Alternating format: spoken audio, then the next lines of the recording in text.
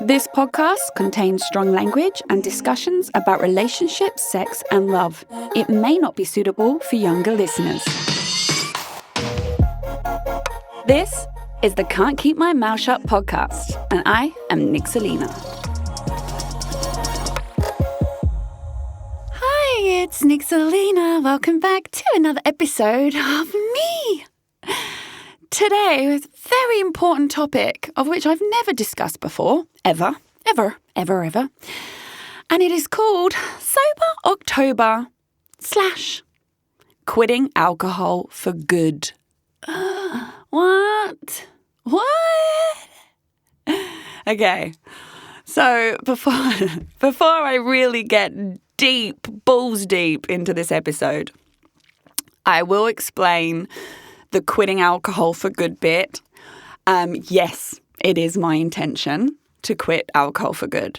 That being said, I'm not entirely sure if for good or, I don't know, a month or 6 months or a year. But for now, the mindset is no alcohol for the foreseeable future. Dun, dun, dun. And you might be like, what? Nix, you love to party. We see you on Instagram, we see you this, we see you out. You are the queen of the party. You're the middle of the room. You're in the middle of the dance floor. You can drink beer like water. And yes, you're correct on all of the above. That being said, I've had some epiphanies of late, and this is why I thought I would share all of but what I'm about to share with you.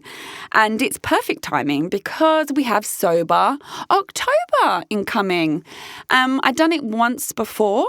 I did 40 days, no booze. One Sober October I did a week before, I think a week after. Yeah, week before. And then since then I haven't really done it. And I've never done dry January either. So this is what happened. This is what led me to this episode. This is what's led me to get here. There's 3 pillars of why I want to quit alcohol.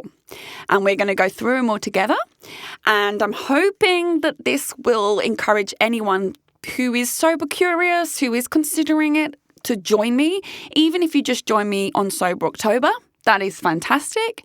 If you're like, we do Sober October together and we're thinking, hang on a minute, this is fucking awesome. Let's continue. Also fantastic. But let's start off at the beginning. So I guess my slap, I'm pausing, so I'm trying to work out. My slap in the face was basically one of my girlfriends was like, look, we agreed to do wholesome stuff together and you seem to be out more than before. You're drinking more than before. Like, what's going on? I thought you wanted wholesome. So we had this conversation and I was like, yeah, I did. And actually going out now isn't doing it for me anymore. And it's been a knock-on process, I guess from, say, last maybe 3 years and 2 relationships have really had me now thinking about my lifestyle and my partying. And it doesn't satisfy me anymore. And as I'm getting older, which I'm going to cover all this in the 3 pillars, my 3 core pillars of this whole episode. But as I'm getting older, I'm starting to address lifestyle choices. I'm starting to address future goals, relationships, partner choices, and all that jazz. And for me, alcohol is having a negative impact across the board. So let's delve in, shall we? Let's start off with pillar 1, which is what alcohol does to your physical health. Now, I know I have some weird Benjamin Button type gene where I seem to age backwards, right? So even looking at like my body this year from last year, my abs are like so much more pronounced. Like, I don't know what's happening. I do not look 37. That being said, if I didn't have that, I know I would have a really puffy face. I would have a beer belly. I would like not like tired skin, all that jazz, because of what alcohol does to your physical health, right? It is not good for your appearance, and it's not good for your physical body inside. It's just not good. So I started doing a lot of research on this was maybe one hangover, doing a lot of research on what it does to your body. And I had no idea. Now, alcohol is pretty much as big of a carcinogenic, I think I've said that correctly, a cancer-forming product as, like, say, tobacco and smoke. So we all go, oh, smoking's bad, tobacco, it gives you lung cancer. Alcohol is just as bad, particularly for females and breast cancer. And that scared the fuck out of me. I'm like, what? How did I not know this? We know alcohol is a toxin, but it's a fucking poison, right? And I know it sounds like people like, you got to 37 and you worked that out. Obviously, we all go, I'm hungover, it makes me feel shit, But do we actually ever know what it does to our body? And it's everything. It fucks up your heart. It helps create cancer. It helps create pancreatitis. It gives gout. It helps create leaky gut. Your gut is, of course, one of the main, I say of course, you might not know, one of the main creators of serotonin, which affects your mood. Your serotonin's your happy hormone. And most of it comes from your gut, not actually your brain. Alcohol also affects your brain. It kills off cells. Memory loss. It's awful, right? I'm not going to sit here and delve into all the adverse physical effects of alcohol. Go and Google it, but fuck me, it's awful. So my slap with that wasn't necessarily my looks or my body, because I'm in great physical form. So I had a health screening in March and everything came back great. Everything come back normal. So I thought, great, fine, like liver function normal, kidney function normal, great. Like my cholesterol is amazing. Like my good cholesterol, sky high. My bad cholesterol, super low. Lung expansion, fantastic, all that jazz. So for me, I could carry on drinking and smoking and whatever, and I will get to smoking in a bit. But what's my slap with the physical health was when I started Googling egg freezing. So at 37, I am childless. I will tell you now, it's through choice. And all I'm going to say is I know I'm capable of getting pregnant. Okay? We'll leave that there, but I can. And it's through choice of which I am still not a mother. That being said, I want to know in the future I have an option. And I know I can. So I'm like, good, okay, cool. But obviously the older you get, the eggs start to, they're not as sprightly as they used to be. And I started exploring egg freezing at 37 so that when I get to my early 40s, then my eggs will be better. I'm not saying I won't do that. So if you have an episode down the line, I might be like, hey, this is my egg freezing journey. I'm not saying I won't do that. But what I realized is it's going to cost me about 10 grand to egg freeze. It's going to be including hormonal injections, which I can't imagine I'll enjoy, and surgery. And I thought, hang on a minute, how can I want to go down that road when the easiest, quickest method of making sure my eggs are at optimum is to just fucking not smoke and not drink? Why would I go down that road before going down this road? And of course, I could do both together, but it makes no sense to carry on drinking socially, binge drinking, smoking, and then go, oh, but I want to freeze my eggs so that they're better later on. No, they'll be better later on if my body's healthier. It's a fucking no-brainer. So that was my physical slap, right? And I just then started researching the effects of alcohol. And for me as a smoker, I'm not a smoker during the day. Right? I don't smoke during the day. As soon as I have that one drink, I can chain smoke. So not only would quitting alcohol help regenerate my body, it will help me look younger. It will help me feel more energized. It will help my insides, my organs repair, my eggs will be better, all that jazz. It will also impact my smoking because I won't smoke. So then that adds another layer of health benefits. So I was like, yeah, how have I got to 37 and gone like, I don't know. It just took the egg freezing research for me to go, what the fuck am I doing? Okay. And maybe if I'd had my health screening in March and they might be like, girl, you got fatty liver, I might have been like, oh, okay. No, that's not cool. But my body's great. But I thought it won't be great forever. And if I don't change something now, I'm going to be 45, I'm 50, I'm 55, and I'm going to still be in the same fucking cycle. So for me, the potential motherhood egg vibe is what triggered my want to quit alcohol for my physical health. Once I Googled all the benefits, I thought, why am I still drinking? Like, why am I still drinking? The benefits are incredible to not drink. And what I will say, I'm not preaching. I'm not preaching to people that love to drink. I've done it my whole life. We know this, okay? But if you go off and you realize the toxin, damage, nasty shit it does to your body, inside and out, it's fucking scary. And I am not an everyday drinker. I am a party drinker. I'm a socialite. And I have done my whole life. Every week, press event, champagne, press event, champagne. Every fucking week. Or then I'll go out like with my friends after another press event. So twice a week.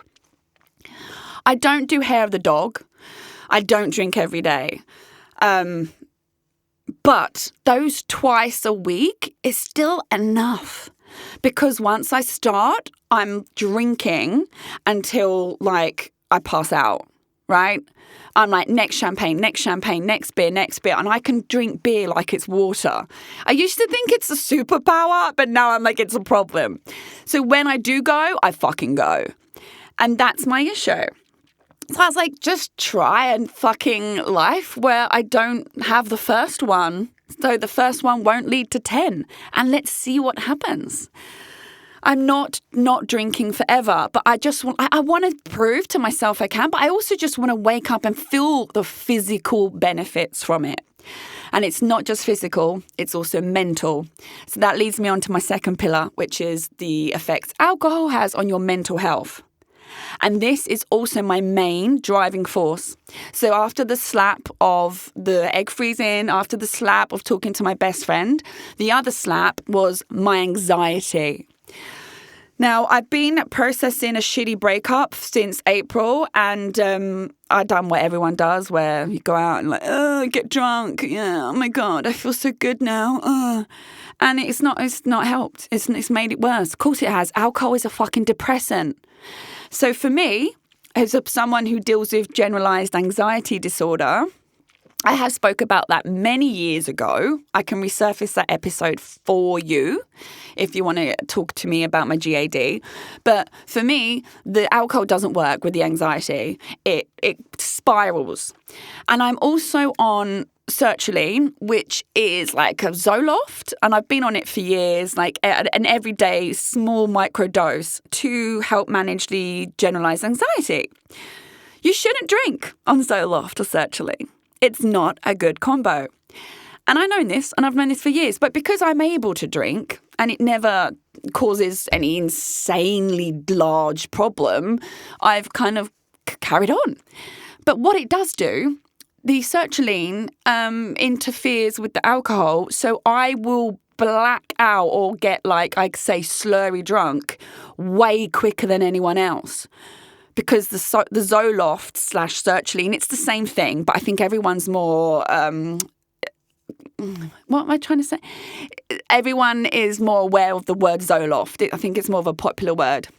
But basically, it enhances both the medication and the alcohol effects. So my, 5 beers can lead me to blackout, whereas someone else can have 10 to 15 beers and remember everything because of the drug in my system. So that bit scares the fuck out of me because I'm like, well, I don't remember getting home. Like, what the fuck? I don't remember getting home. And it started to become normal. And I'm like, this is just not normal. And it's terrifying. And also, I don't want to be on Zoloft forever. I don't think I need to be on Zoloft even now. But I've never tried not drinking. And the drinking causes anxiety. Alcohol causes anxiety and depression. It's scientifically linked, right? So for me, I'm like, what am I doing? I'm taking sertraline to calm the effects of an anxiety disorder, but then the alcohol creates anxiety. Then the alcohol mixes with the sertraline to give this blurry, drowsy, exacerbated feel and a blackout, a cut short of short-term memory. So then that creates more anxiety. What? You know, when you're like, what am I fucking doing? So my mental health is now, I'm at the point where I'm like, no, I need to cut out one to cut out the other. And I also have a hint of health anxiety as well. So like my brain goes, oh my God, I'm destroying my organs. Oh my God, I'm smoking. I'm going to get cancer. I mean, I know most of us have these kind of thoughts, but my brain really goes there. So just to eliminate that, eliminate the alcohol, then I won't smoke. Because like I said, it's just social for me. And eliminate the alcohol, eliminate the smoke. And then the anxiety is going to be down to 1, 2 out of 10. And once my anxiety is under control, then I can eliminate the sertraline. Do you know what I mean? Like, it's the concoction of failure versus an easy concoction win for just insane success, right? And I don't think enough discussions are out there on alcohol and mental health. Because what a lot of people do, which I think I was doing in my 20s, is you self-medicate with alcohol. So if you have any anxiety, if you have any depression or social anxiety even, once you have a couple of drinks, it feels great, right? And all that goes away. Or if you're an overthinker like me and your brain just goes, boop, boop, boop, boop, boop, boop, boop, boop, alcohol just puts that quiet voice away for a bit. And you're like, oh, it's great. And you end up numbing how you feel with alcohol. So at the time, fucking fantastic. And this is why after breakups, people go to alcohol. It numbs it out, right? It's why and not just breakups, any traumatic life event, alcohol, drugs, alcohol. Because it does, it numbs it out. But what does it do long term? It makes it so much fucking worse. And you really need to have your own personal slap round the face, like what I've had. I keep talking about slaps. No one slapped me, right? No one. It's all metaphorical, okay? But yeah, I gave myself a fucking slap because I was like, girl, no. You really want to be stuck in this cycle until you're 40? Is that your plan, girl? And also, by the time I'm 40, I do want to have a relationship, a husband, potentially a baby on the way. Which leads me to my third pillar on why I'd like to quit alcohol, and that's the effect it has on relationships. I've witnessed my last couple of partners cause issues in the relationship because of alcohol. My ex-fiancé was admittedly an alcoholic. He knew he was. He was very open about it. And I used to say to him, like, baby, like, I don't need this much alcohol in the house. I don't want this many times we go out because I can easily slip into that. And I was like, and I don't want that for me. Like, you know, I want to be able to go out a couple of times and maybe we go out together once a week and then we go out with friends once a week and that's it, right? But I didn't know the level of what I was dealing with, bless him. And alcohol really took over the relationship and caused a lot of problems. And that was like an eye-opener for me, to be honest, after living with an alcoholic, because also it was so easy for me to slip into that. And I remember one Christmas, he met my family and they were afterwards, they were like, we were really concerned about you because you just were drinking nonstop. And I also looked fucking disgusting. I look at photos of myself when I was engaged and I don't recognize myself. And I'd slipped into his world. And because he had so much money and is what he does for a living, and because I fucking love champagne and beers, it just evolved around alcohol. So that one thing really kind of like, after I separated from him, it did start me thinking about the effects of alcohol in the relationship. And then the killer was the boyfriend after him, in which there was just one night, basically we argued over him going out all the time. And there was one night where I cooked dinner. I ate alone because he wanted to go out with his boy mates. And he was always out, work, clients, boy mates. I never got time with him during the week where it was like us time. He wasn't interested. And he'd be out 3 times a week, like Tuesday, Wednesday, Friday, or Tuesday, Thursday, Friday. And then at the weekends, he'd just want to mong out on the sofa. And I was like, this isn't what I wanted. And one night he comes in, I've ate dinner alone, I'm sober, I'm home alone. I'm like, oh, fuck's sake. And he's obviously been drinking, and he just gets so enraged at me, and he stands up and he points at me and he says, if you want me to go out just twice a week, you fucking beg for it. And it was awful. It was awful. And I thought, this guy would rather go out and drink with his friends and workmates than cultivate a loving, healthy relationship with me at home. That's his preference. And I'm having to beg for him to drink less, right? And I was like, what the fuck is going on? And I used to say to him, like, darling, you don't go to the gym anymore. You used to go to the gym when we met. You used to be active, more active. You used to look better. You're putting weight on. Like, I can see it affecting your mental health. Like, please, drink less. Like, go out once a week with me. Go out once a week with your mates. Like, that surely twice a week is enough. And I used to really argue with him about it because it wasn't enough for him. He wanted to go out as much as he wanted. And then, do you know what I did? Because the relationship started deteriorating, I then would sit on the balcony and drink. So I'd be like, fuck this. Why am I the one trying to salvage this? Why am I the one trying to make it healthy? And I would sit and I would drink, and I'd ignore the fact that my relationship's toxic as hell. So then I'm perpetuating alcohol and drinking, and then I'd feel worse the next day, then I'd feel anxiety, then I'd worry about the arguments, and then I took all the responsibility of the arguments when I look back and realize it wasn't me. And you know, it's just the alcohol in the relationship was so prevalent. And it was also because I met the exes when we were drinking. Both of them, like the first maybe month was always out drinking. And I mean drinking till 4 a.m., 7 a.m., like drinking, you know? And it's fun and I loved it. I really did. It's super fun. But then it's no.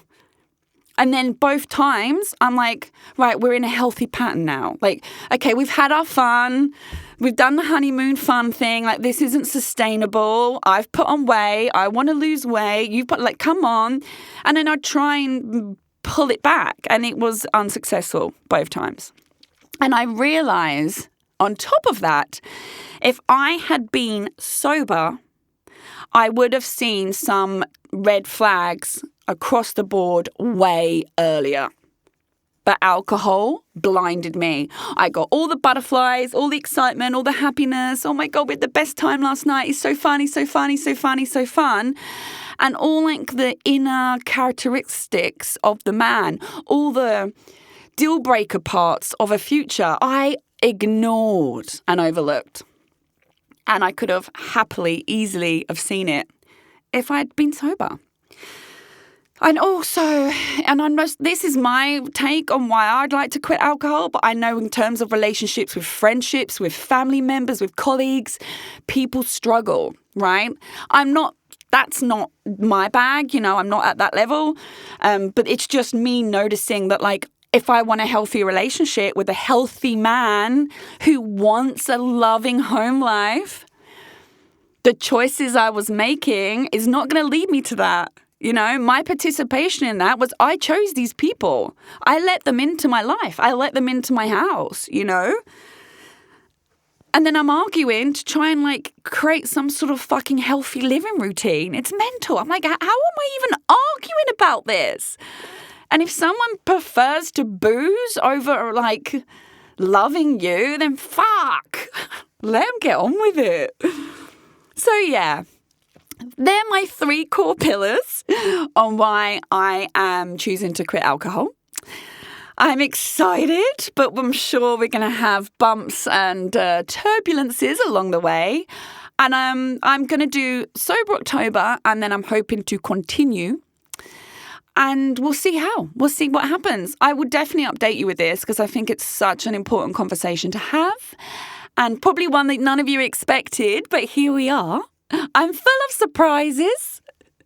And yeah, let's hopefully, if you all want to join me, you can DM me on Instagram and let me know if you're doing Sober October as well. And let's give it a good go and see how we feel, because I guarantee we're going to feel fucking amazing. And we're going to be like, I never want to go back to that life again. So on that note, I will love you and leave you. And I will see you all next week. Thanks for listening to the Can't Keep My Mouth Shut podcast. Produced and hosted by me, Nixalina, and recorded in the Splice Cast Studios in Singapore. I'm available to listen to on Spotify, Apple Podcasts, Google, and all major podcast listening apps. Do subscribe to enjoy a new episode every Monday evening. Please do give me a 5-star review. It helps other people also find my podcast. For more content and features to read, you can check out my website, Nixalina.com. That's Nixalina.com. I'm also on social media. Simply search at Nixalina, Nixalina, to find me. Don't be shy. Come say hi.